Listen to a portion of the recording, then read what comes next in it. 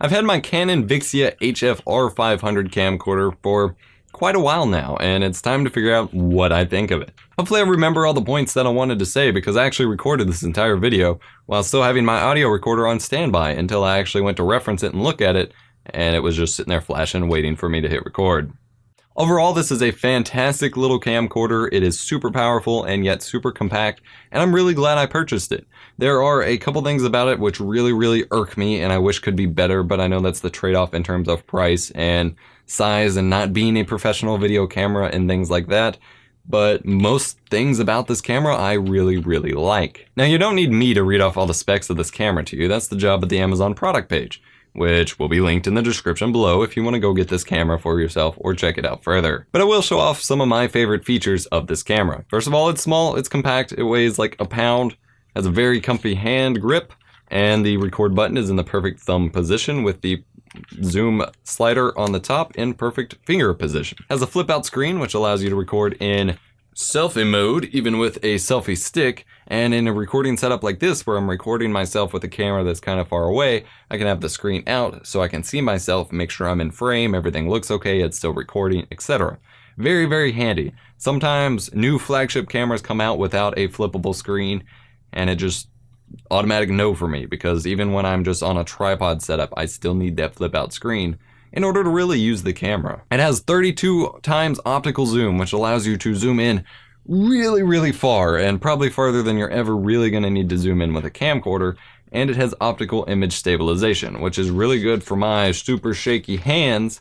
And while there's still going to be some shake and jitter and just general moving back and forth, it removes a lot of those micro jitters that my hand produces and makes the image look a lot more enjoyable than some other devices. It records in full 1080p 60 frames per second video, and of course you can downscale the resolution or frame rate to fit what you need, but for me I wanted a 1080p 60 fps camera, and it does the job. We'll touch on video and audio quality in a little bit. Takes SD cards, which is good because those are the most common video cards that people typically use, and that's what most of my setup's based around, so no harm done there. External mic input, which is good for hooking up external microphones, audio recorders, etc.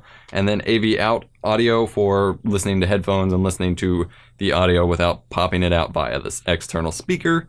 HDMI out for watching on a TV or streaming the raw video signal to a capture card to capture the highest possible quality you can through that output to a separate recording setup, which is a pretty handy feature for sports live streaming and things like that. That's what we did when I was working for Live Sportscaster a lot. Then it has USB output to be able to connect to and access the internal storage if you're recording to that for some reason, which you really shouldn't be. The screen is a touchscreen and the menus are pretty easy to navigate and use.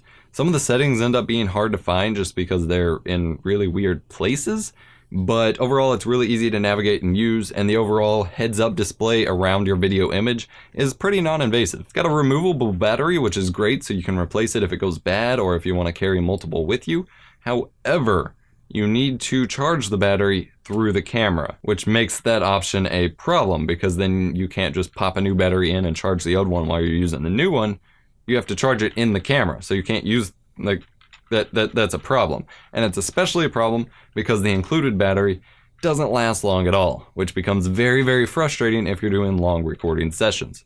I have a 128 gigabyte SD card in here which can record hours upon hours of footage, and the battery itself for the camera can only last a small fraction of that. It does take still images via a photo button on the touchscreen from your video shots, however they're not going to be that great quality because you're snapping a still image from a video motion camera, but it's there if you need it. Overall, video quality is actually pretty great.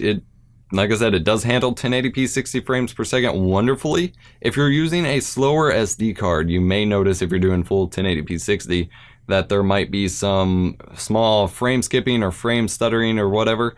I switched to a 128 gig PNY UHS-1 class SD card, which is the second fastest standard of SD cards there is at the moment, I believe. And since I switched to that, I've noticed absolutely no jittering or frame skipping or anything like that in my 60 FPS videos. So keep that in mind. You're going to want a fast SD card for full 60 frames per second video. And overall, the video is great. It looks great. It's crisp. It's smooth. There's no interlacing. It is progressive scan video.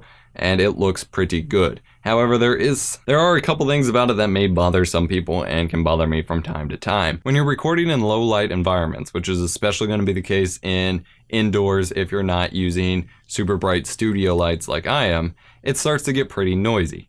This is both a good thing and a bad thing. A good thing, because that's actually why a lot of people love camcorders, is it's automatically compensating for that low light and making sure up to a certain point, no matter how dark it gets, you're going to be able to see something in the video, even if it's pretty grainy. However, that's also a bad thing, because that means once you start getting so dark, you're going to have a lot of noise and grain and artifacting in your video. This is pretty much expected, and even with DSLR video, you're just going to have it dark instead of being able to see something with grain, and so that's just kind of a trade-off. Another thing is if you use the auto white balance and auto color correction, it's gonna cause some weird color things if you're moving between light sources and things like that while recording the same clip. Even just walking around my room while recording, it will go from looking perfectly normal to putting some weird yellow or red tint over me and over everything, and that gets pretty obnoxious because you can't really compensate for that effectively in post. However, if you know what you're doing and crank it over to manual, you don't really have to worry about that as long as you adjust it for whatever setting you're recording in. But overall, the video looks great and I'm super happy with it, and this is exactly what I wanted when I wanted to make the investment in this camera, and I'm really glad I made it. Audio quality wise can be kind of frustrating though. Overall, if your camera's pointed at your subject and recording your subject at a reasonable distance and volume, the audio sounds just fine. It sounds fine. It's going to pick up a lot of background noise and things like that you can't always filter out, but for an on-camera microphone, it sounds alright. However, if you're doing a more run and gun thing where you're talking behind the camera like I do for some of my unboxings or vlogs or whatever, you start to clip a lot. It uses auto gain control for the audio, even on the external input, which I haven't figured out how to disable that auto gain control just yet, but by default it has that enabled, and it's going to cause you to clip quite a lot. And so a lot of my camera videos, like if I switch to the audio of this camera while talking, a lot of my camera videos like this, I'm super clipping and I just don't really sound good. Generally speaking, all on-camera mics are pretty bad, but just keep that in mind about this one as well. Ideally, with any proper recording setup, you're using an external audio recorder, such as me here using my Tascam DR40. But for run and gun camcorder style stuff, which is what I bought this for, the audio can be kind of bad. Overall though, this is a great camera. I am absolutely glad I got it. And I did want to mention also it has a manual slider for the lens. There's lens cover. That way the lens doesn't get scratched up or too dirty while it's in storage or in your backpack or something. And that's pretty neat too. This video was brought to you by Amazon Prime. The holiday shopping season is almost in full swing, which means you'll want your gifts shipped to you fast and free. I've been using Amazon Prime for about 3 years now, and I'm not sure I could live without it. Check the link in the description below for your 30-day free trial, which will cover the entire month of November, including Prime-only sales on Black Friday and Cyber Monday, along with their other benefits such as streaming music, movies, and TV shows, and frankly a plethora of other things. Check the link in the description to learn more. But yeah, overall it's a fantastic camcorder. It was great value for the price because this was comparing with other $400 to $600 models. I'm really glad I got it. I highly recommend it if you're looking for a simple 1080p video solution for a camcorder-esque setup.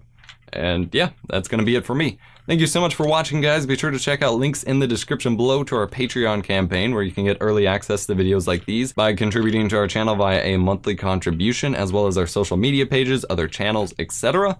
And be sure to comment, like, and subscribe to this channel for more tech videos, reviews, and unboxings, things like that. And I will see you in a future video. My name's been Adam or April's Box. Have a nice one.